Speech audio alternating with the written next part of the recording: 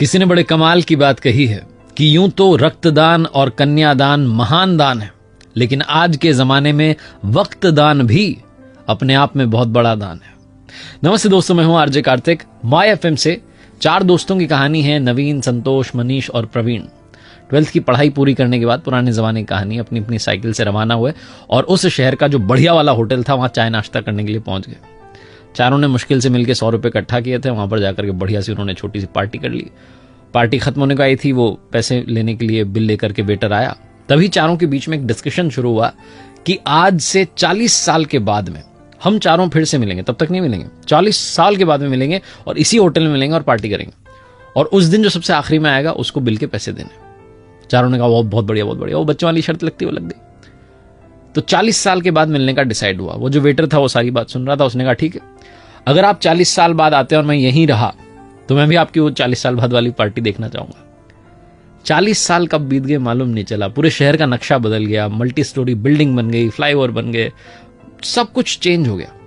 और चारों दोस्त जो थे उनकी जिंदगी तो कंप्लीटली अलग अलग हो चुकी थी। कोई इंजीनियरिंग के लिए दूसरे शहर में चला गया था, कोई सरकारी कॉलेज में दाखिला ले रहा था, कोई अपना बिजनेस शुरू कर चुका था। सब ने अपनी अपनी जो है जिंदगी जीना शुरू कर दिया था और जिंदगी में बहुत आगे बढ़ चुके थे। 40 साल बीतने के बाद में सबको तारीख याद थी, 1 जनवरी को मिलना था। शाम के लगभग 6 बजे होंगे। वो जो होटल थी वो 5 स्टार होटल बन चुकी थी। वो जो वेटर था उसका मालिक बन चुका था भोला। एक लग्जरी कार आकर के रुकती है और उसमें से मनीष निकलता है और जाकर के सीधा होटल में देखता है तो वो जो सेठ बन चुका था भोला वो पहचान जाता, कहता है अरे आप आ गए, क्या बात है, आपके लिए प्रवीण सर ने टेबल बुक करवा दिया, आप बैठिए। और आपने मुझे पहचाना कि नहीं, मैं वही वेटर हूं जो उस दिन था। बोला अरे क्या बात है, आप तो मालिक बन गए। मनीष को इस बात की खुशी हो रही थी कि मैं पहले आ गया, मुझे बिल नहीं चुकाना है। मनीष बैठा ही था कि थोड़ी देर के अंदर जो है संतोष आ गया। संतोष कहने लगा कि मैं तो बहुत बड़ा बिल्डर बन गया हूं। मनीष कह रहा था मेरी तो ज्वेलरी के शोरूम चल रहे हैं 3-4। दोनों अपनी बातचीत कर रहे थे कि नवीन आ गया। नवीन ने कहा जी मेरी भी बहुत बढ़िया कंपनी चल रही हैं। तीनों इंतजार कर रहे थे प्रवीण आ जाए। तभी वो जो सेठ था भोला, जो कि उसका मालिक था 5 स्टार होटल का, उसने कहा कि अरे आप शुरू कीजिए, स्नैक्स लेना शुरू कीजिए। उनका प्रवीण सर का कॉल आया था कि वो थोड़ा देरी से आएंगे, आप शुरू कीजिए। तो तीनों की जो है बातचीत, हंसी ठिठोली शुरू हुई, मजाक शुरू हुई। थोड़ा और टाइम बीत गया, 7:30-8 बजने को आया।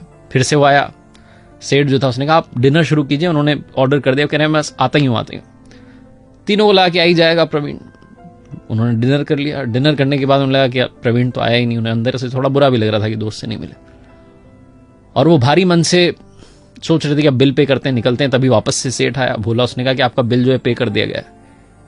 तो तीनों चौंक गए कि प्रवीण ने बिल भी पे कर दिया, आया भी नहीं।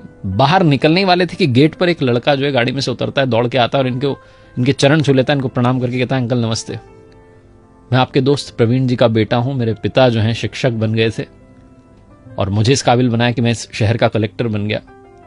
लेकिन पिताजी 1 महीने पहले ये दुनिया छोड़कर चले गए। उन्हें बीमारी हो गई थी, बीमारी ने घेर लिया था। लेकिन उन्हें शर्त याद थी, 1 जनवरी की तारीख याद थी, इसलिए उन्होंने कहा था कि तुम सारे अरेंजमेंट कर देना, बस उन्हें बताना मत।